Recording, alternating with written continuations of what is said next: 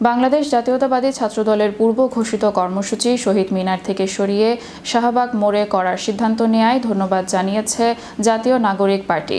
দলের পক্ষ থেকে এক ফেসবুক পোস্টে ধন্যবাদ জানান এনসিপির উত্তরাঞ্চলের মুখ্য সংগঠক সার্জিস আলম। বুধবার দুপুরে ফেসবুক পোস্টে সার্জিস বলেন, আমাদের অনুরোধের প্রেক্ষিতে পূর্ব ঘোষিত সমাবেশের স্থান পরিবর্তন করায় জাতীয় নাগরিক পার্টির পক্ষ থেকে বিএনপি এবং বাংলাদেশ জাতীয়তাবাদী ছাত্রদলকে আন্তরিক কৃতজ্ঞতা এবং ধন্যবাদ। আমরা বিশ্বাস করি পারস্পরিক সৌহার্দ্য ও সহাবস্থানের মধ্য দিয়ে এভাবেই আগামী বাংলাদেশে জনগণের কাঙ্ক্ষিত গণতন্ত্রের উত্তরণ ঘটবে। এদিকে ছাত্রদলের পক্ষ থেকে পাঠানো এক বিবৃতিতে বলা হয়েছে, ২৪শে জুলাই গণ অভ্যুত্থান স্মরণে বাংলাদেশ জাতীয়তাবাদী দল এবং অঙ্গ ও সহযোগী সংগঠনের পক্ষ থেকে ৩৬ দিনব্যাপী কর্মসূচি ঘোষণা করা হয়।